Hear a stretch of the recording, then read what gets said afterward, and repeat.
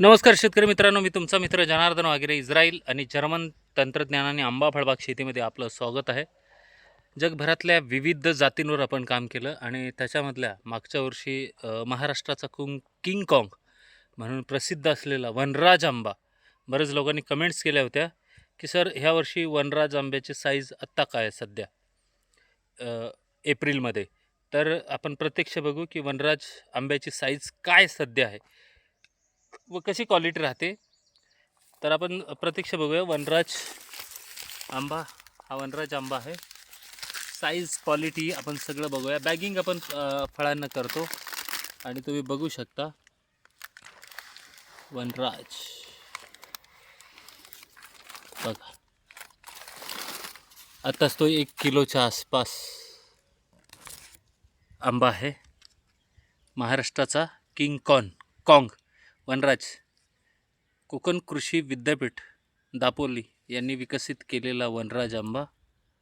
खूप मोठी साईज. फक्त हा आंबा जो आहे तो आपल्याला आंबरसासाठी वापरता येईल, कारण आंबट गोड अशी त्याची चव आहे. साईज तुम्ही बघितली जाता.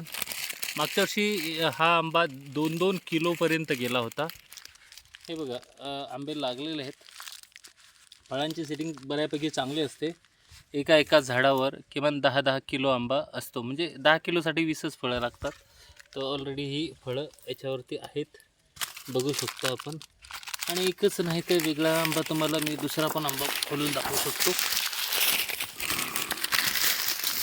हे बघा, किती जबरदस्त शाईन, किती मस्त सुंदर अशी साईज.